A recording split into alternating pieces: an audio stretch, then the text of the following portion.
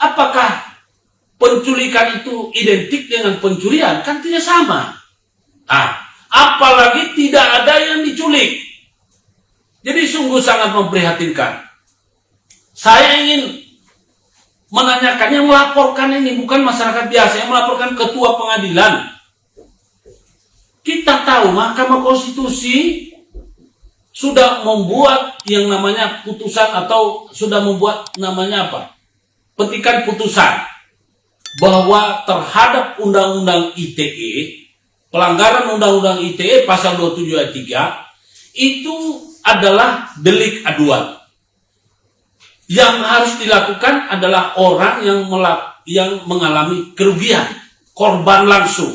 Jadi misalnya saya dicemarkan namanya, Pak, beliau ini dicemarkan namanya, boleh sebagai pribadi, sebagai warga negara, ya, walaupun mungkin jabatan saya adalah ketua pengadilan alternatif, katakanlah pengadilan alternatif itu adalah milik negara, saya tidak boleh menghalangi, saya tidak boleh dihalangi, karena saya punya pribadi dicemarkan, saya boleh melapor. Pencemaran nama baik terhadap yang terkandung di dalam pasal 27 ayat 3 itu harus benar-benar nyata, seseorang. Jadi bahasanya itu seseorang, bukan sekelompok. Bukan lembaga, selembaga atau lembaga, nada. Di dalam konsideran daripada itu, atau di dalam asas pidana terhadap itu, asas hukum yang mengandung pasal 27 ayat 3 terkait dengan pencemaran, itu harus nama orang. Jadi perbuatan itu benar-benar nyata dilakukan oleh pelaku dengan menggunakan bahasa yang tidak layak. Misalnya, Pak Hamid, meskipun jabatannya adalah gubernur, Bapak Hamid ini telah menipu saya. Padahal dia tidak pernah menipu. Nah, itu namanya, itu salah satu contoh. Kemudian Pak Burhan ini sebagai ketua pengadilan.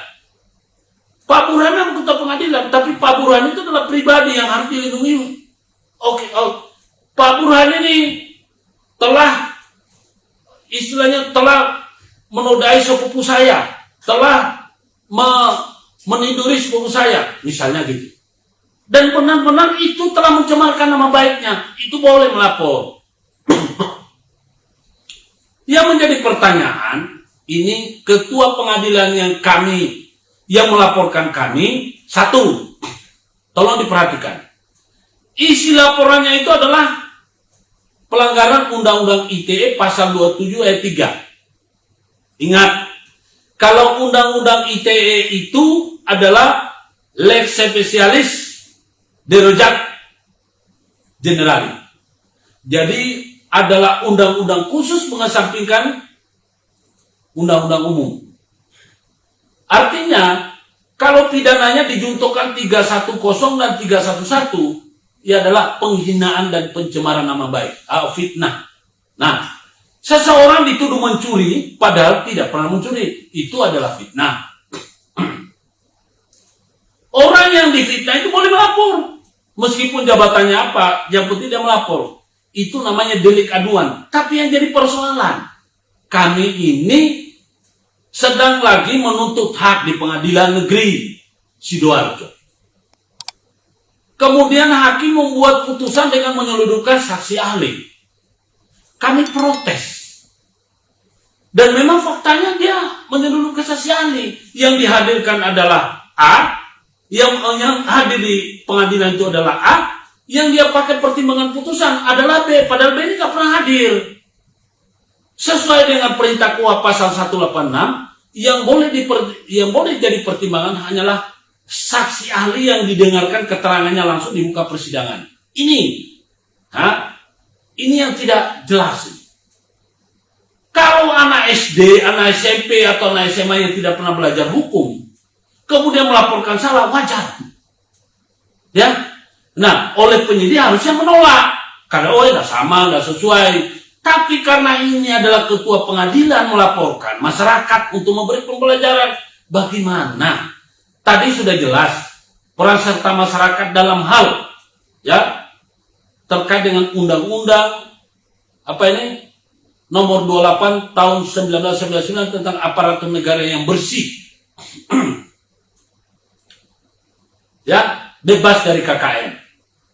Masyarakat itu, apalagi kalau kita lihat ada undang-undang nomor 8 tahun 2000, undang-undang nomor 9 tahun 2008 tentang kebebasan menyampaikan pendapat di muka umum. Kita boleh kok.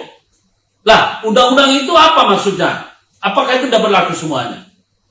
Sekarang saya dilaporkan, itu sudah jelas salah.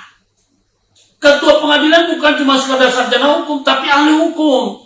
Kalau sudah ketua pengadilan itu, sudah pasti ketuanya hakim, kepalanya hakim. Ya mohon maaf. Mestinya negara memperhatikan hal gini. Inilah yang bisa mencederai dunia atau marwah peradilan. Karena menempatkan orang-orang yang dengan kekuasaan dan arogansinya untuk menerapkan hukum yang tidak sesuai dengan ketentuan. Lalu yang parah lagi, sebagaimana KUHP 108, yang boleh melapor itu adalah korban yang mengalami kerugian. Jadi kalau bicara masalah keputusan Mahkamah Konstitusi sudah jelas delik aduan, pelapor harus korban. Ini pasal 108 di KUHP mengatakan yang boleh melakukan pelaporan. Pasal 108 atau pasal lain, saya lupa ini. Tapi yang pasti haruslah korban. KUHP itu sudah jelas menerangkan pelapor harus korban. Tapi yang terjadi pada kami ini, netizen, tolong. Kita ini sedang lagi belajar memasuki namanya terbuka. Kalau dulu perbuatan-perbuatan gini gak ada yang tahu. Sekarang sudah waktunya kita harus buka supaya masyarakat umum pada mengerti. Perkara pidana tidak boleh diwakilkan. Jangankan bilang surat tugas, kuasa aja nggak boleh. Ya, surat tugas itu adalah tugas ditugaskan, surat tugas diperintahkan. Emangnya undang-undang lebih rendah daripada ketua pengadilan?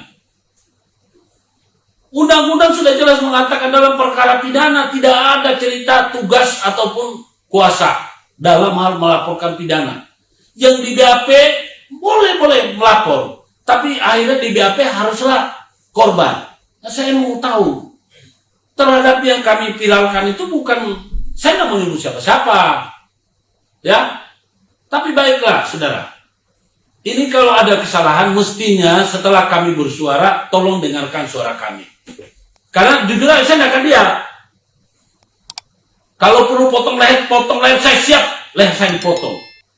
Ya, kalau perlu regu tembak, siapkan regu tembak. Saya nggak akan mundur. Saya kemarin sudah menghadap ke Komisi Yudisial dan ke Bawas. Kebetulan surat saya sedang ditelaah. Saya juga ingin ini dalam kesempatan ini edukasi ini kepada seluruh masyarakat. Anda beruntung karena kebetulan saya adalah pelaku. Saya mengalami. Jadi saya tidak cerita berdasarkan surat saya yang menghadapinya semua. Makanya saya menceritakan kepada Anda, mungkin Anda tidak akan dapatkan dari tempat lain. Saya ini atas kriminalisasi sebelumnya sudah jelas-jelas saya dikriminalisasi dengan gelar palsu. Padahal saya tidak punya gelar palsu. Ya, tapi namanya mereka menggunakan kewenangan. Saya sampai jadi terdakwa. Dan apa yang terjadi? Alhamdulillah bebas murni. Ya, saya melawan terus. Silakan, ya, silakan mau apa? Cuma kan begini, ya, hak asasi saya itu adalah hak saya bebas, ya, bebas. Tidak ada satupun yang bisa menghalangi itu. Bebas sepanjang saya tidak merugikan orang, saya tidak mengacaukan orang. Tapi saya bebas dan merdeka untuk memperjuangkan dan mempertahankan harkat dan martabat saya.